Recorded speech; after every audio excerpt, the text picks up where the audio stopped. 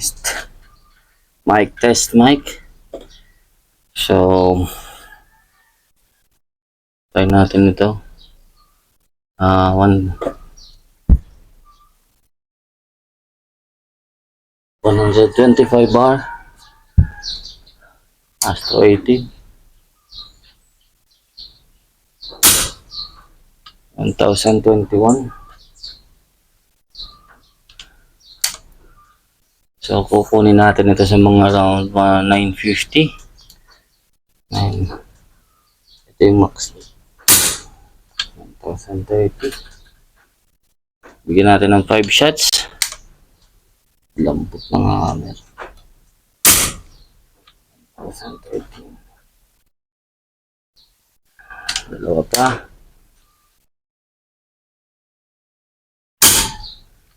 1014.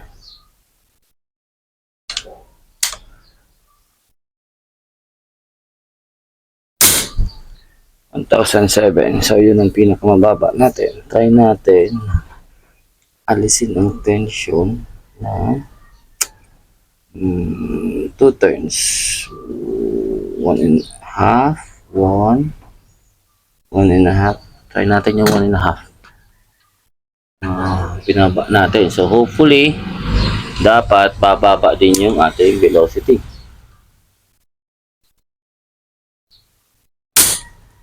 So, masyadong marami yung binawas niya. Okay. So, 1.5 yung inikot ko. Balik natin yung kalahati. So, gabuhok lang talaga yung adjustment natin dito. Try natin ito. Lambot. 948. So, yung kalahati. Nasa 948 na tayo. So, isa't kalahati yung inikot ko. Binalik ko yung kalahati. 948. Try natin isa pa. 956. Try natin isa pa.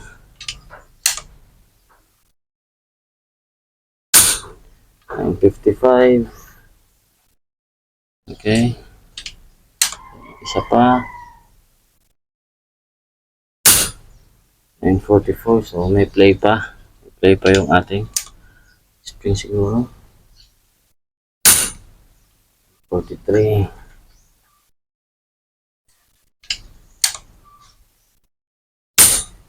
Nakalabit ko pa yun. So, may play pa. Kulang pa. Set natin. Konti lang. Konti lang. So, nagpe-play tayo ng parang gabuhok lang. So, ilalak natin. Meron akong ginawang lock screw sa ating hammer adjustment para in case hindi siya madala ng vibration ng spring. So, minsan kasi nangyayari pag pumutok ka, naikot. So, may possibility umikot lalo na pag matataas na yung tension.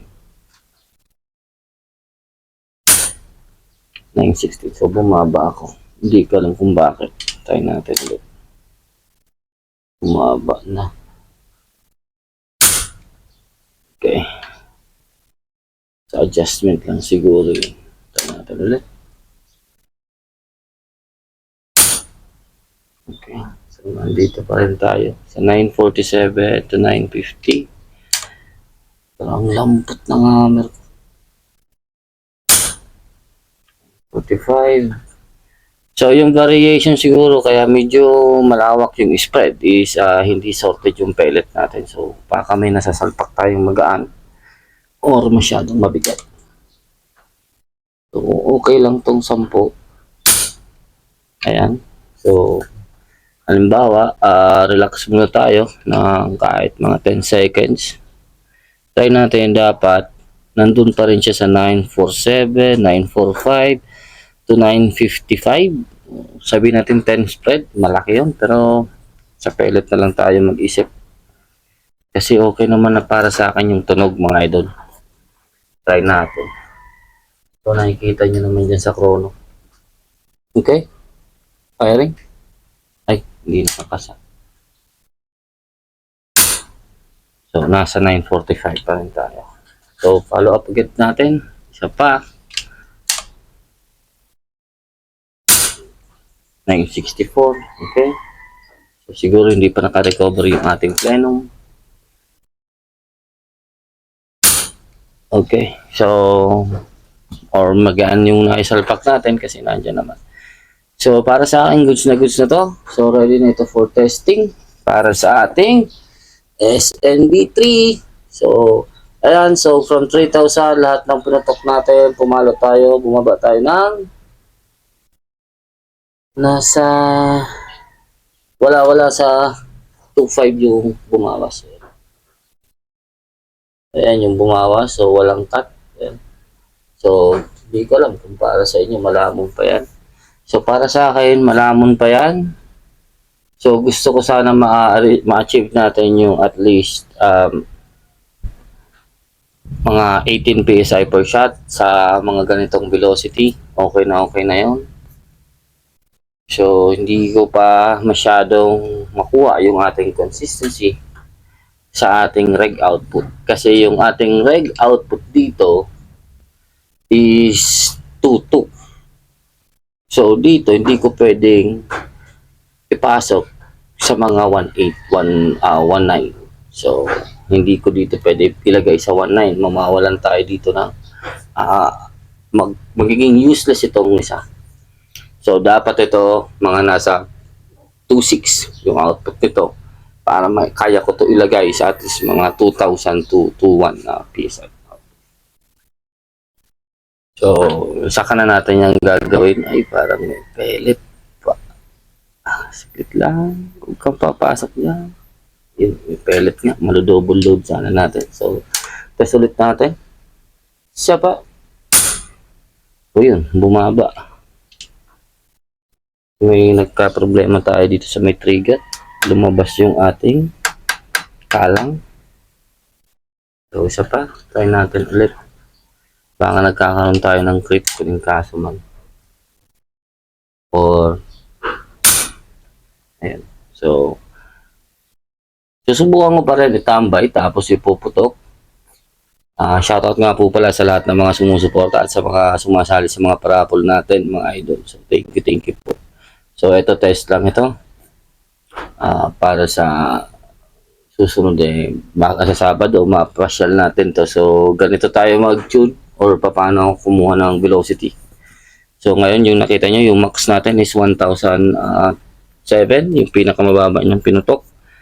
So, kinukuha ko siya nandito lang sa mga 940, 950 para kung in kaso mang-spread pa yung groupings niya sa papel, meron pa tayong i-aakyat pero nakuha na natin na kaunting-kaunti lang talaga yung pwede natin i-aakyat dito. So, parang gabuhok lang, millimeter lang mga idol, yung pwede natin i-aakyat. So, try natin ulit. Kasi pag nag-play itong ganito na nagbababa siya, pwedeng tayo may creep mga idol na hindi lang nakikita sa gauge. So, 931. So, bumaba nga siya. So, pag sinalpakan natin ulit siya ng isa pa. So, nasa 950 na siya. Isa pa.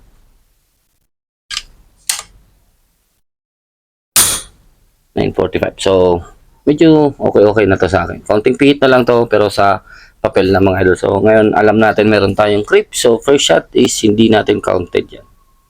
Pag ganitong diskarte ng unit, so kailangan natin to linisan pa. Then, iset ulit yung ating reg output. Then, ganito ulit yung gagawin natin. Anyways, for me, this is good para sa testing. Yun. Thank you. Counting diskarte lang.